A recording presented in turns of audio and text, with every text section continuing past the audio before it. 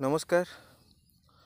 समाहार organic farmer अन्य एक नया वीडियो रे मु आपण को स्वागत करुच्ची। आपण देखि पारुछंती एटा हेउची काकुड़ी गछ। गत सप्ताह मु यार गोटे वीडियो करथिली जो समय रे फूल आसीबा आरंभ हिथिला, किंतु सबु मेल फ्लावर्स आसुथिले।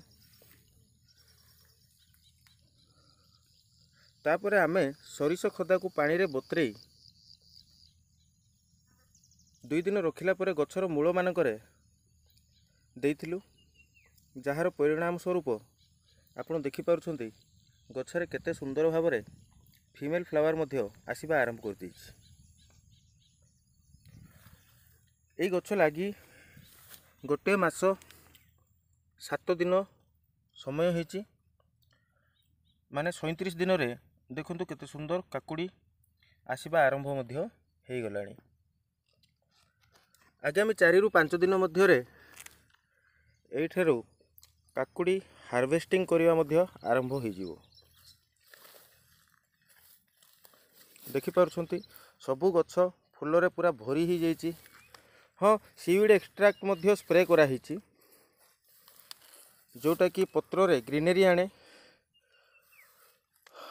पत्र को विभिन्न प्रकार पोषक तत्व मध्य जोगाई दी थाए।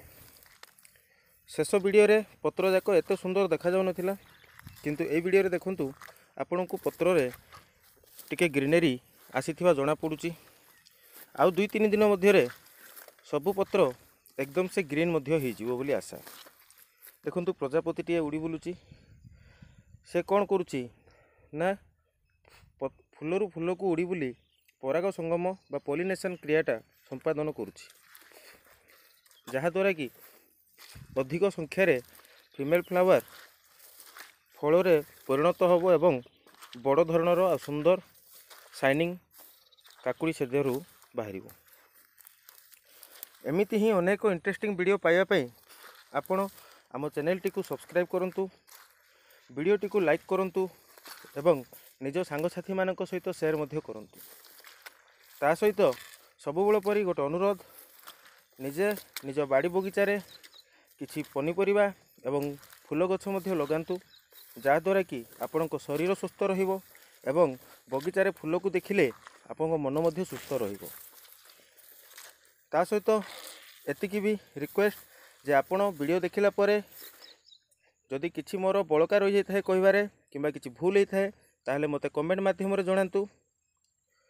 ता सहित निज सांगसाथी मानक मध्य वीडियो टे शेयर करंतु, जहाद्वारा कि ए वीडियो बहुत जन देखि पारिबे, किछि किछि लोक इंस्पायर हेबे एवं निज बाड़ी बगीचारे जैविक उपाय रे पनीपरिबा आदाय करिबा आरंभ करिवे। देखंतु एठी गोटे महुमाछी बसछि, से तार पराग संगम करिवारे व्यस्त अछि। धन्यवाद, नमस्कार। पुणी थरे भेट होबा अन्य एक नया वीडियो रे। सेतेबेले पर्यंत पई आपनको अशेष अशेष धन्यवाद। वीडियोटी वाच कले धन्यवाद, नमस्कार।